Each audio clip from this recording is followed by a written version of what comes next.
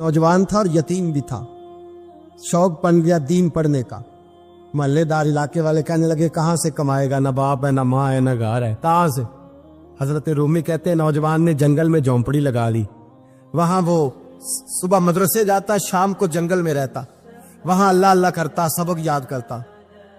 एक दिन बादशाह की बेटी रास्ता भूल गई, जंगल में आई सहेलियों के साथ, बॉडीगार्ड भी साथ थे पर रास्ता भूल गई। खोती खोती शाम हो गई, ऐसी खोई कि जब रात गहरी हो गई तो आके उस नौजवान के पास रुकी और चिल्लाने लगी। शेर के दहाड़ने की आवाज आती है, भेड़िए के बोलने की आवाज आती है। नौजवान अकेला, सहेलियां बिछड़ गई, गार्ड बिछड़ गए। कहने लगी मैं परेशान हूँ, मुझे जगह मिल जाएगी। नौजवान कहता मैंने शहजादी देखी और मुझे भी पता था कि घर एक ही है और आग को अंदर से दरवाजा भी बंद करना पड़ता है, जंगल जानवर भी आ जाते। कहते मेरी छोटी सी कुटिया में, झोंपड़ी में वो आई, रो के कहने लगी सहारा कोई नहीं, अगर मैं पीछे निकलूंगी तो भेड़िए खा जाएगा। कहते मैंने उसे जगह दे दी। अकेली औरत, चिराग जल रहा है, सबक याद कर रहा हूँ। मेरे नबी पाक ने फरमाया जहां मर्द औरत अकेले हो तीसरा शैतान होता है। और शहजादी, वो बच्चा कहता है सबक याद करता रहा सारी रात। वो बच्ची को कहा सो जा, पर वो कहती है नींद मुझे भी कहाँ आई। ऐसे मौकों पर नींद, सारी रात सबक याद करता। थोड़ी थोड़ी देर के बाद चिराग जलता तो उस पर उंगली रखता, हाथ जलता तो पीछे खींचने, फिर दूसरी उंगली रखता, थोड़ी देर के बाद जलता तो खींचने, हाथ सारा जल गया। सुबह किरणें चमकी तो कहने लगा चल निकल जा, दौड़ जा, बस बड़ा सब्र का इम्तिहान हो गया, चली जा। शहजादी बाहर निकली, सिपाही ढूंढ रहे थे। बादशाह खुद जंगल में निकला हुआ था, मेरी बेटी मिल गई। बादशाह तन्हाई में जाके कहने लगा बेटा मैं दुनिया को बताऊंगा कि मेरी बेटी खोई नहीं थी, सिपाही साथ ही थे। ये बड़ा मुश्किल होता है, बेटी तो भूल के भी रात कहीं रह पड़े तो लोग जीने नहीं देते, तो बेटा मुश्किल हो जाएगा मेरे लिए। कहाँ थी? उसने कहा नेक नौजवान के पास। उसने कहा बेटा मैं तो तेरी बात मानूंगा पर दुनिया नहीं मानेगी। अगर उस नौजवान ने किसी को बता दिया कि तू उसके पास थी तो फिर लोग मेरा जीना मुहाल कर देंगे। बेटा मैं मर जाऊंगा, मेरी मजबूरी ये है कि वो कहीं राज ना उगल दे वो नौजवान, उसे कत्ल करना पड़ेगा। औरत ने मिन्नतें की, उस बेटी ने कहा मेरे मौसम को मारोगे, रोई। और वो कहने लगा मैं बादशाह, वो मेरा अपना वकार है, मैं उसको छोड़ नहीं सकता। गिरफ्तार कर लाए सिपाही। वक्त तय हो गया सजा का। अकेले कारकोशरी में रखा गया, जो उसके खास एतबार वाले थे उनकी ड्यूटी लगाई। बादशाह ने बुलाया, पहले बिलम आया। औरत कहने लगी, बेटी कहने लगी एक दफा तो बुलाओ ना, एक सवाल बस पर्दे में रह के पूछना है, और फिर जो आपका जी चाहे मेरे मौसम को मारना तो है, तो मर्जी आपकी। सामने खड़ा किया, नौजवान पर्दे के पीछे, औरत खड़ी हो गई। बादशाह बीच बैठ गया। बीबी कहने लगी सारी रात बेदार मैं भी रही, सोया तू भी नहीं। वो जो तू चिराग के करीब हाथ लगा के जलाता था वो समझ नहीं आई। नौजवान रो पड़ा, कहने लगा क्या करूं, मैंने रसूलुल्लाह का दीन पढ़ा है, क्या करूं, मैंने हुजूर का दीन पढ़ा है। मैंने पढ़ा है कि जानी को सबसे नीचे दोज़ख के सबसे निचले दर्जे में जलाया जाए, उसे जहन्नमियों का पीप और रेशा पिलाया जाए, कंद खिलाया जाए। ये रवायतें पड़ी हुई थी। थोड़ी थोड़ी देर के बाद शैतान मुझे कहता था बदकारी कर ले। मैं अपना हाथ उसी वक्त जब शैतान मशवरा देता तो मैं आग पे करता। मैं कहता अगर ये बर्दाश्त हो गई तो वो भी हो जाए। जब हाथ जलता तो मैं समझ जाता नहीं तुझसे तो ये नहीं बर्दाश्त होती तो वो कैसे होगी। फिर मुझे शैतान मशवरा देता कोई देख नहीं रहा तो बुलाने नहीं गया, खुद आई, मैं दूसरी उंगली लगा देता। मैंने हाथ जलाया और मैं समझ गया जब छोटे से चिराग की इतनी सी शमा की आग नहीं बर्दाश्त होती तो दोज़ख कैसे बर्दाश्त होगी। कहता मैं बाज आया। बादशाह ने ये कहानी सुनी, लफ्ज सुने तो चीख मार के रोया। कहने लगा ओ तालिब इल्म, तू तो मेरे नबी का सच्चा गुलाम है, और मेरे रसूल के जो सच्चे गुलाम होते हैं उन्हें फांसियां नहीं दी जाती, उन्हें तख्त पर बिठाया जाता है। अब तुझे सजा नहीं होगी बल्कि मैं अपनी बेटी का निकाह तेरे साथ करूंगा और मेरे बाद इस सल्तनत का बादशाह भी तू ही बनेगा। अब वो नौजवान वहां नारे लगा रहा है, कहता लोगों तुम मुझे कहते थे दीन से क्या मिलता है, दीन से तो अल्लाह तख्त व ताज भी अता फरमा देता है। अगर नौजवान शर्मो हया वाले बन के रहे अल्लाह सारी इज्जतें दे देगा। देखे ना अल्लाह के फजल से इज्जत मिलती है, और जब कोई इज्जतदारों जैसा काम ही ना करे। एक बात और अर्ज करनी है पर वक्त थोड़ा रह गया। जवानों, मैं ना जब कभी परेशान होता हूँ ना तो मैं ये वाली बात खोल के पढ़ता हूँ वाला, ये बात ढारस बनाती है, ढारस توانائی دیتی ہے, پورا مضمون باندھا ہے. اعلیٰ حضرت کہتے ہیں بیروپیہ تھا, مداری, روپ بدل بدل کے دکھایا کرتا تھا, بادشاہوں سے انعام لیتا تھا. ایک دن اورنگزیب عالمگیر کے پاس آ گیا, کہنے لگا میں روپ بدلوں گا, اگر آپ پہچان نہ سکے تو میں انعام لوں گا. آپ نے فرمایا میں کوئی ایسے ویسا بادشاہ نہیں, کہا مجھے دھوکہ دینا مشکل ہے. کہا نہیں, میں روپ بدلوں گا. حضرت اورنگزیب عالمگیر بڑے نیک بادشاہ گزرے, بڑے پرہیزگار. وہ بیروپیہ کہنے لگا میں روپ بدلوں گا, آپ نہیں پہچان سکیں گے. فرمایا چل جتنا تیرے اندر زور ہے لگا لے. حضرت نے اعلان کیا کہ میں نے فوجی بھرتی کر دے, 2 ماہ کے بعد ٹیسٹ ہوگا. وہ 2 مہینے دوڑتا رہا, رنگ روپ بناتا رہا, آیا ٹیسٹ دینے, 2-3 سپاہیوں کا امتحان لیا. اس کی باری آئی تو 10 روپے دیے, کہنے لگے تیرے آنے جانے کا کرایہ میں نے تجھے پہچان لیا ہے.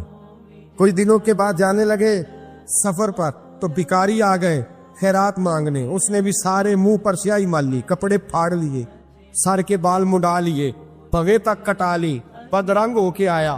کاسا آگے کیا تو حضرت نے 10 روپے ڈالے, کہنے لگے تیرے آنے جانے کا کرایہ میں نے پہچان لیا ہے.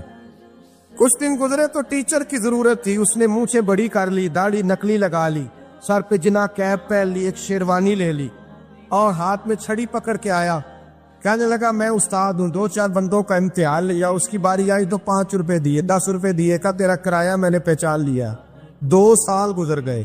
وہ جب بھی آتا حضرت پہچان لیتے. ایک دن سفر پہ جا رہے تھے, بہت بڑا لشکر تھا, جہاد کرنے جا رہے تھے اورنگزیب عالمگیر.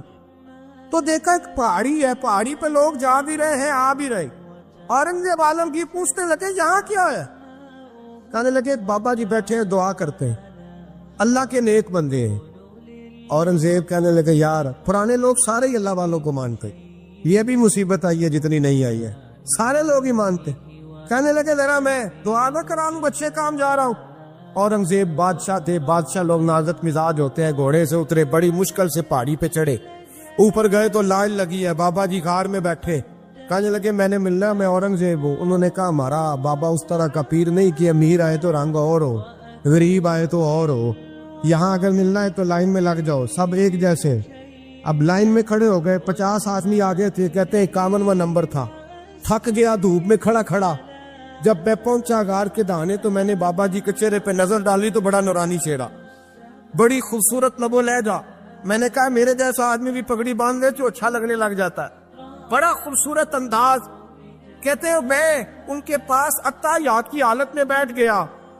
میں نے کہا حضور میں جا رہا ہوں جہاد کرنے, دعا کرنا. بزرگوں نے ہاتھ اٹھائے, اللہ اس کی مدد فرما, دین کو غلبہ عطا فرما, اسے دین کا سچا پکا سپاہی بنا. پھر تھپکی دی, 2-4 نصیحتیں نکال ڈالی. دیکھنا ظلم نہ کرنا, زیادتی نہ کرنا, جب تو جیت کر نہ کرنا, غرور نہ کرنا. نصیحتیں بھی کر دی. کہتے اب جب میں اٹھا تو 2-4 دینار بطور نذرانہ مسلح کے نیچے رکھے, اور الٹے قدم جب میں غار سے اترا انہوں نے رومال جاڑا اور اٹھ کے کھڑے ہو گئے. کہنے لگے آج نہیں تو نے پہچانا, آج نہیں تو نے پہچانا, میرا ہی نام بنتا ہے, آج نہیں پہچانا, لا پیسے. اورنگزیب کہنے لگا یار تو نے حد کر دی, کہاں چڑھا کہاں کھڑا رہا, دھوپ میں تھک گیا, کمال کر دی بھائی تو نے. پتا تو کیا لے گا, اب تو جلدی بتا, وہ کتنے لوگ پیچھے دھوپ میں کھڑے ہیں, لشکر سارا کھڑا ہے, کیا لے گا؟ اس نے کہا سب سے قیمتی ہیرے وہ ہے جو تیرے سر کے تاج میں لگے ہوئے, مجھے تیرا تاج چاہیے. او بھائیو سننا اور یاد رکھنا, میرے اعلیٰ حضرت کہتے ہیں بادشاہ نے سر کے اوپر سے تاج اتارا, بہروپیے کے قدموں میں رکھا اور کہنے لگے یہ لے, اور یہ تو تیرا مانگنے پر میں نے دیا ہے نا, میں واپس آتا ہوں تو آنا میں اپنی مرضی سے بھی تجھے دوں گا. تو نے اورنگزیب جیسے بندے کو دھوکہ دیا, آنا میں اس وقت بھی دوں گا. وہ دے کر بس بات ختم ہو گئی, ہاتھ ہو گئی. دے کر کہتے ہیں جب میں پلٹا نا واپس, بہروپیے نے آواز دی بادشاہ ٹھہر جا. تو میں نے پلٹ کے دیکھا تو کہنے لگے یہ اپنا تاج لے جا, اٹھا اور لے جا. میں نے کہا 2 سال بیت گئے تجھے محنت کرتے, آج قابو آیا تو لے جاؤ. کہنے لگا لے جا, مسئلہ سمجھ میں آ گیا. میں نے کہا مجھے بھی تو سمجھانا. کہتے ہیں وہ پھوٹ پھوٹ کے رویا, اس کی آنکھیں برس پڑی, سیلاب کی طرح آنسو بہہ نکلے, تڑپا اور رو کے کہنے لگا بادشاہ میں نے جھوٹ موٹ رسول اللہ کی غلامی اختیار کی تھی, جھوٹ موٹ کی داڑھی, جھوٹ موٹ کی پگڑی, جھوٹ موٹ کا فقر, میں نے جھوٹ موٹ نبی پاک کا لباس پہنا ہے, تو تیرے جیسے بادشاہوں کے تاج میرے قدموں میں آ گئے ہیں. اگر میں سچ مچ رسول اللہ کا غلام بنوں گا تو اللہ کیا کچھ عطا فرمائے، اللہ کتنی نعمتوں سے نوازے۔ میرے اعلیٰ کیا فرماتے ہیں؟ اعلیٰ حضرت فرماتے ہیں فرشتے بھی کرتے ہیں تعظیم میری۔ کون جی؟ اللہ ایسا عقیدہ بھی کم ملے گا جو بریلی کے امام کا عقیدہ ہے، ایسا بھی کم۔ کہتے ہیں فرشتے بھی کرتے ہیں تعظیم میری۔ کیوں؟ فرمانے لگے فدا ہو کے ان پر یہ عزت ملی۔ بغداد کے ایک درویش عالم تھے، تو وہ جب بھی نماز پڑھاتے نا تو کسی تاجر کی 2 بیویوں کے بارے میں دعا مانگتے۔ توجہ ہے میری بات پر؟ نماز پڑھاتے تو کہتے اللہ اس تاجر کی 2 بیویوں کو اپنی خاص رحمتیں عطا فرما۔ ایک دن لوگ ان کے گرد اکٹھے ہو گئے، کہنے لگے بابا جی بتائیں تو صحیح وہ بیویاں کون تھی جن کے لیے آپ دعا مانگتے؟ تو فرمانے لگے میرے شہر کا ایک تاجر تھا، بہت بڑا تاجر تھا، مالدار تھا پر بے اولاد تھا۔ اسے بغداد سے ملک شام جانا پڑتا تھا تجارت کرنے، اور کئی مہینے اسے شام کے ملک میں رہنا پڑتا تھا۔ اس نے اس طرح کیا کہ وہاں بھی ایک شادی کر لی۔ توجہ ہے نا میری بات پر؟ کیا کر لیا اس نے؟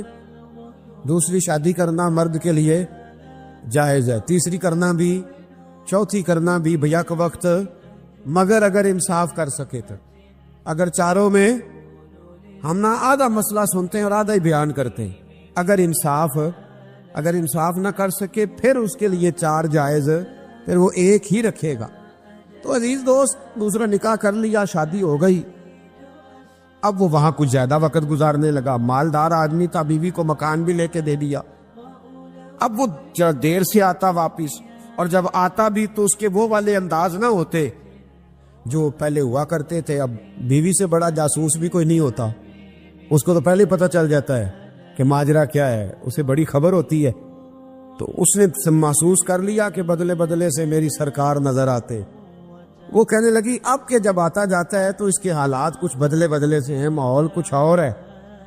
اس نے ایک بوڑھا آدمی جو اس کا عزیز بھی تھا اور سمجھدار بھی تھا اس کو تیار کیا، کہنے لگی اب کہ جب ملک کے شام جائے نا تو اس کا پیچھا کرنا اور خبر کرنا کہ کہاں رہتا ہے، کہاں جاتا ہے، کیا کرتا ہے۔ وہ بوڑھے بزرگ جو تھے وہ خاتون کے کہنے پر کچھ اس نے کرایہ بھی دیا۔ وہ اس تاجر کے پیچھے گئے اور واپس آ کے خبر دی، کہنے لگے کہ یہ تو 2-3 سال بیت گئے، اس نے وہاں بھی شادی کی ہوئی ہے، تجھے بتایا ہی نہیں۔ بیوی بڑی سمجھدار تھی، حوصلہ مند، زیرت، اس نے شور نہیں مچایا۔ اس نے کہا کہ میں نا اب جب آئے گا نا تو طریقے سے بات کروں گی اور پوچھوں گی کہ ایسا کیوں کیا، اور یہ بھی اس نے آ کے بتایا کہ اگر تیرے ساتھ نکاح کے بعد اسے اولاد نہیں ملی تو اولاد وہاں بھی کوئی نہیں، کہ مکمل تفصیلات۔ اب جب اس دفعہ خامند آیا تو آتے ہی وہ بیمار ہو گیا، کمزور ہونے لگا۔ اب خاتون نے مناسب نہیں سمجھا کہ آتے ہی دڑام سے میں اس کے سر پر یہ بت یہ پھوڑ دوں کہ تو نے نکاح کیا ہوا ہے اور مجھے بتایا نہیں۔ وہ ذرا تسلی میں رہی، کچھ وہ بیمار تھا، حوصلہ رکھا، خدمت کرتی رہی۔ کچھ دن گزرے تو وہ تاجر انتقال کر گیا، فوت ہو گیا۔ اب راز کھول نہ سکا، عدت گزاری، اور جب سارا مال جمع کیا نا تو اشرفیوں کی بوریاں بھر گئی۔ سارا مال اس بی بی کا، 4 بوریوں میں اشرفیاں، 4۔ یہاں تو پیٹ کا دوزخ ہے، معاذ اللہ بھرتا ہی نہیں۔ حل من مزید، حل من مزید۔ وہ جو کہتے تھے نا کہ بس باہر چلا جاؤں اور باہر میں کچھ تھوڑے سے پیسے کما کے 2-3 سال میں لوٹ آؤں گا، پھر یہاں آ کے کوئی کاروبار کروں گا، وہ گئے ہیں تو واپس نہیں آئے۔ وہ جو کہتے تھے نا بس میں نے اتنا سا کاروبار کرنا ہے کہ مکان بن جائے، انہوں نے 4 مکان بھی بنا لیے ہیں، لیکن بریک حل میں مزید کی دوڑ ہے۔ اب 4 بوریاں اس عورت نے چھپائے رکھی، کوئی بندہ نہیں جانتا بغداد میں کہ ملک کے شام میں تاجر کی دوسری بیوی بھی ہے۔ جب وہ فارغ ہوئی تو اس نے اس بوڑھے جاسوس کو پھر بلایا اور 2 بوریاں اونٹ پہ رکھی، خود بھی ساتھ بیٹھی اور ملک شام گئی۔ اللہ اکبر۔ وہ بزرگ کہتے ہیں میں ایسے نہیں دعا کرتا، اس کو جا کے کہنے لگی میں اکیلی وارث نہیں ہوں، آدھے کی وارث تو بھی ہے، میں اکیلی وارث نہیں، یہ تقسیم وراثت ہے، آدھی کی وارث تو بھی ہے، تو رکھ اپنے پیسے، مجھے پتا ہے اس نے نکاح کیا تھا پر مجھے بتایا نہیں تھا، تو رکھ اپنے پیسے، میں تجھے دے رہی ہوں، آدھے تیرے ہیں آدھے میرے ہیں۔ اس نے نظر اٹھائی تو رو پڑی، کہنے لگی نہیں اب یہ سارے تیرے ہی ہیں، اگر تو اللہ سے ڈرتی ہے تو میں بھی رب سے ڈرتی ہوں، اگر تو مصطفیٰ کریم کا کلمہ پڑھتی ہے تو میں بھی اسی نبی کی ماننے والی ہوں۔ کہا بات کیا ہے، میرا کیوں ہے سارا؟ تو وہ خاتون کہنے لگی وہ 2 سال 3 سال سے میرے ساتھ نکاح تھا اور اس نے بتایا تھا مجھے کہ میری بیوی بھی ہے، اور میں غریب تھی تو میرے والدین کو بھی بتایا تھا کہ میری دوسری شادی ہے۔ یہ مکان اس نے مجھے لے کے دیا تھا، میرے تمام اخراجات وہ پورے کرتا تھا، نان و نفقہ کا خیال رکھتا تھا، لیکن اب کہ جب وہ آیا تو وہ بیمار تھا۔ اس نے مجھے بتایا کہ مجھے طبیب نے بتایا ہے کہ میں شدید بیمار ہوں، شاید بچ نہ سکوں۔ تو کہنے لگی وہ مجھے کئی لاکھ روپے بھی دے گیا اور جاتے دفعہ مجھے طلاق بھی دے گیا، فارغ کر گیا۔ کہنے لگا تو جہاں چاہے میرے بعد نکاح کر سکتی ہے، اور کہنے لگا میں چاہتا تھا پہلی بیوی کو بتا دوں، موقع نہیں بنا اور اس کا دل نہ ٹوٹے، بتا نہیں پایا، لہذا وہ مجھے ڈھیر سارے پیسے دے چکا ہے، سارا میرا حصہ مجھے پہلے سے دے چکا ہے۔ میری بہن اب یہ 4 بوریوں میں سے 2 میری نہیں بلکہ 4 کی 4 ہی تیری ہے، تو ہی اس کی حقدار ہے۔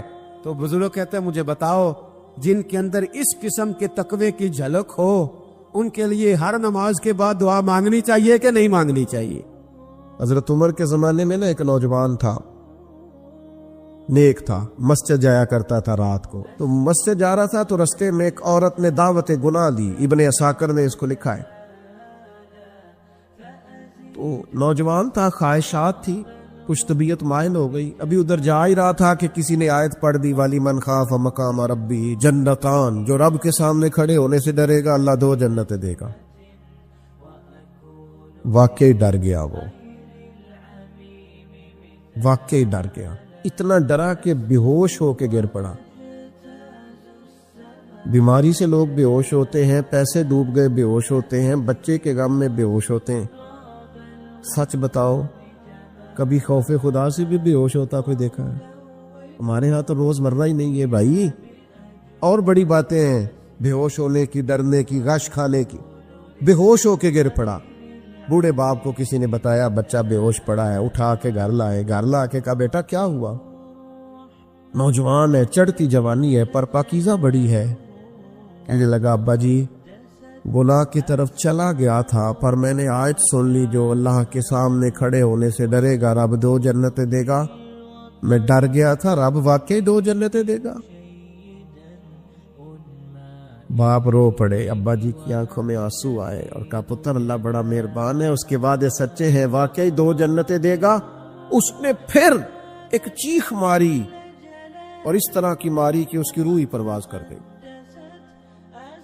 روح ہی پرواز کر۔ کشتگانے خنجر تسلیم را، عشق کی خنجر سے قتل ہو گئے لوگ۔